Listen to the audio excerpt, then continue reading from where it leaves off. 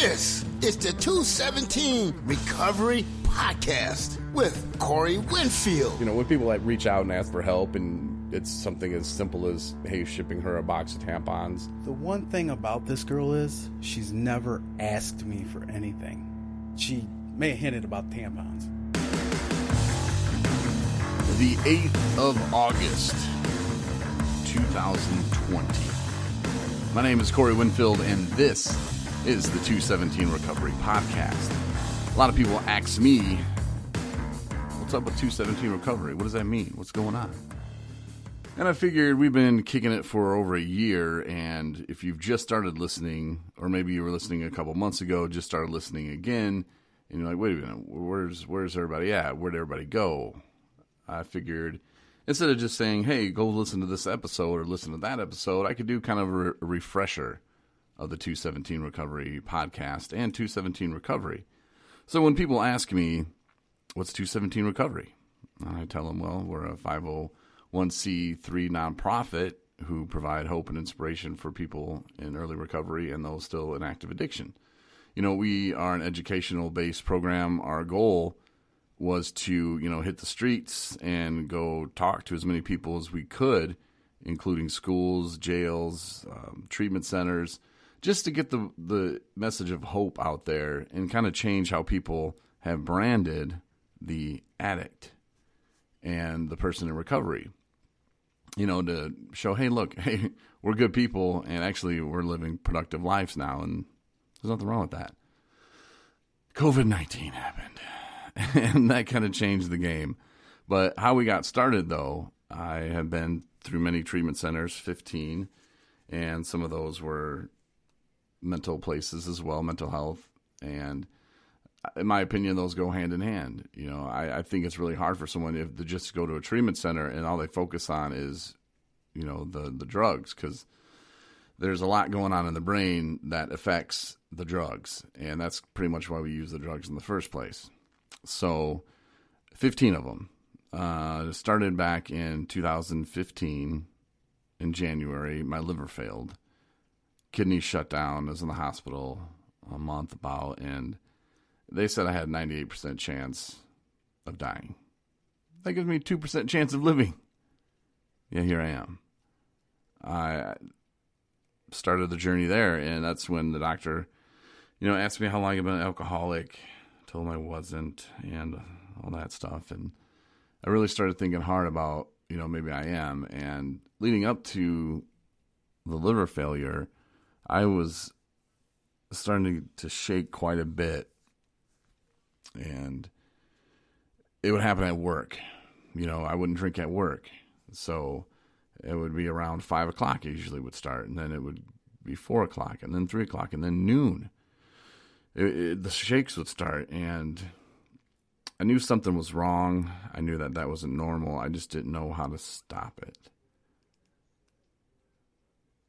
So I kept doing the thing that I knew how to stop it, was to drink more. And, when I get home, I'd make sure I had the liquor there, and I'd drink it so I'd stop shaking. So that's where that started from, January 2015.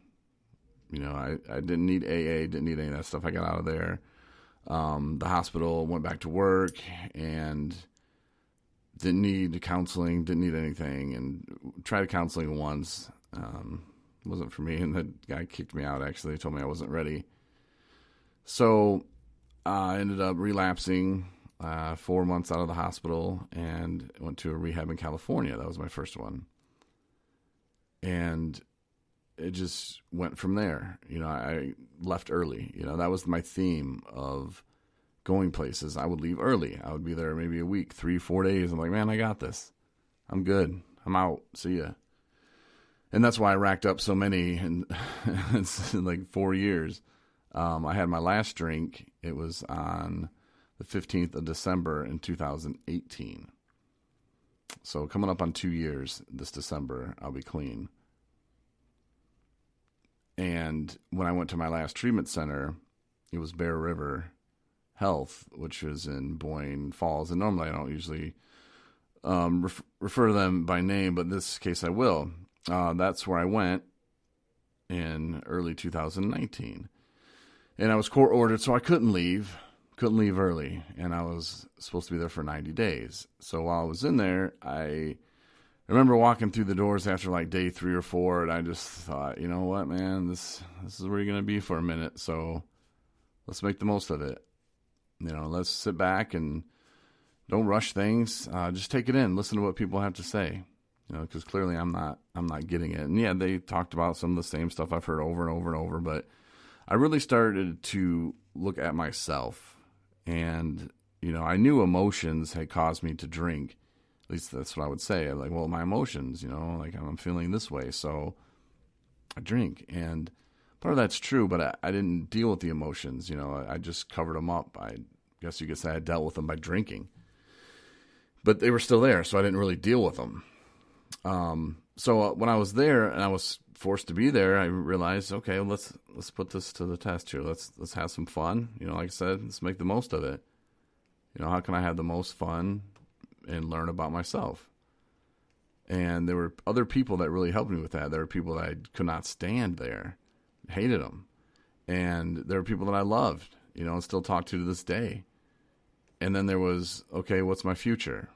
And I read a few books in there, and that really helped, kind of focus me. I'm a big fan of self-help books and anything that can kind of keep you thinking of the future. And that's something I found that's very important when you're in active addiction or early recovery, to have some kind of vision of what you want in life. If you don't have a vision, it's scary because you're not really going after anything. You're just living in the moment, just letting it pass you by, man. If you want to, go to treatment and you think you're going to leave early because you got it, that's different than leaving early because you want to go use. That's something that I never left early because I wanted to use. I left early every time because I thought really I had it, And it wasn't until probably the second or third year in where I realized that I couldn't really see myself not drinking the rest of my life. It scared me. It was something that I couldn't really grasp because 10 years I'll be able to, man. I'll be able to put that behind me. But now I know that in 10 years, I'm just as vulnerable as I am today. Like if I pick up a drink, I'm done. And I have way too much to lose right now. And life is going great. I don't want to be miserable again. And you can get to that place too if you're in, early recovery and you're going through, maybe you got a couple months. Man, just keep going with it. I'm telling you, like you are going to love yourself. It'll be the best decision you've ever made. I guarantee you, at least in a long time, it'll be the best decision you've ever made was to get clean and stay sober, and be active in recovery. Because there's a difference between, well, I'm just not drinking today. I'm not going to drink anymore. I'm not going to use anymore. Than actually having fun and pursuing fun in recovery, hanging out with people that don't use or drink. Those people are out there. I remember when I was drinking, I thought, well, it's what everybody does. I thought at least 90% of Americans went home from work and got effed up. No, that's not what 90% of Americans do. It's actually reversed. And it blew my mind when I found that out. I was like, wait, what? I mean, everybody doesn't do this? Okay, that's crazy. And yeah, so back to the experience there. So I got out of there and I was told that I couldn't stay the whole 90 days. So that's when I got out of there, and I only stayed 60, which is good for me because I was already starting to plan, okay, I'm going to start a company. Joyce Fetro was one of the people that were in there that was like, why don't you start a podcast? And I told her I was afraid. And what are people going to say about me? And what do I know about recovery? And she's like, well, you've been at it for a while, right? And I was like, yeah, 4 years. She's like, well, then you know something about it. And it's not like you're going to be on there, telling people what to do, what not to do, and, acting like you're a doctor or a therapist or anything. I'm like, no. I'll just, share my experiences and, things that I think and what I believe in. So, okay. So I thought, okay, I can start this podcast. I have a 20-year radio career. So I know a little bit about how to design a website and how to kind of talk a little bit sometimes, unless they're big words and they trip me up. But for the most part, I kind of knew what I was doing. But then I got scared again. And I thought, well, Joyce, seriously, are they going to are they going to come at me and, make fun of me? What are they going to, I can't fail. If this is horrible, then I can't, it's going to send me right back into a relapse. And, she said something that was very important and really helped me. And it prepared me for the moment that it did happen. And she said, well, Corey, if other people are, talking bad about you and they're angry at themselves for not doing beep with their recovery. So don't worry about those people. Haters going to hate. They're going to be out there. And I know that, not everybody is going to love this podcast. Not everybody's going to understand what I'm saying. But for that one guy or two people that do, maybe it's you, then that's why I do it. I do it for me and you. So I said, F it. If somebody's going to talk smack, I'll just smile and keep on moving. I know where I want to go with this, and they don't. And it's not their fault. But, she was right. The people that started coming at me like that and that were talking smack, those people were the people that weren't doing nothing with their recovery. And they wanted to walk around and act like it. And I realized then that it's not my job to worry about other people's recovery, like to judge them for it. It is what it is, man. I've relapsed so many times in the past, and that was what it took for me to get, coming up on 2 years in December. So, it happens. I don't judge people over that. I judge people, though, when they suck. No, I'm just kidding, sort of. But no, when they're running their mouths and going around town acting like one way, and then the real reason why I judge them is I get them off of my radar. I just kind of move them to the side and like, okay, not even seeing you. And when I started the podcast, I didn't even realize it was going to help other people. And then the sober living house I was in, we had to do service positions, and I didn't have one. And it had been like a couple weeks, and I'd already started the podcast. And the guy who owns the house, Jason DeBeck, was like, Corey, what's your service position, at our weekly meeting? And I told him I didn't have one. He's like, well, you do the podcast, right? I was like, yeah. He's like, well, you're not getting paid. I was like, no. He's like, well, that, my friend, is a service position. People are tuning in, they're listening to you, and you're helping people. So that is a service position.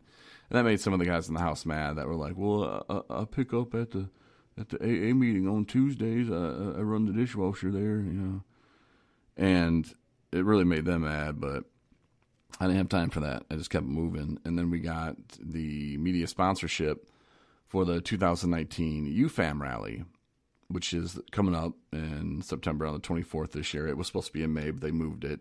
But last year was in May, and we got the sponsorship for it, the media sponsorship. So that means we got to show up, set up our tent, do a broadcast, interview people, and we were pretty much exempt from having to pay like a fee to set up our booth and stuff, which was great because we didn't have any money. I was like a month out of rehab. So like it was very cool though that I wrote a proposal and Scott gave us a shot, and it was awesome. It really built some steam for us, and we passed out a lot of information on us and got to shake a lot of hands, and we just kept going from there. Rob Larson and Matt Latin started with me. They were in the room 217 with me, and that's how we got the name 217 Recovery, is based off the room I was in. With those two guys, and the talks we would have in that room were just amazing sometimes, and we had so much fun in that room. It was good. And we started off doing the podcast, and Matt just all of a sudden and just kind of became distant, and it occurred to me because Matt loved to write, and he wrote some really good stuff. And Anna was in the treatment center with me as well, and when she got out, she wanted to be involved because we had talked about it when we were in treatment, and she was like, yeah, I'm down, which a lot of people said they were down. And then when it's like, oh, well, it requires some work, then they kind of, well, I didn't want to be a part of it. I got other stuff to do. Got bowling league on Tuesday, and I can't really. But Anna came with it, and I was like, all right, Anna, well, you can do a daily blog. She was like, daily blog, like every day? I was like, yep, every day. And she did. And she did that, I want to say, for at least 6, 7, maybe 8 months, every single day. She was putting out a blog. And I bet if you were to talk to her now, she would tell you, like, at first it was probably scary to do it every day. And how we did it is we had, like, this really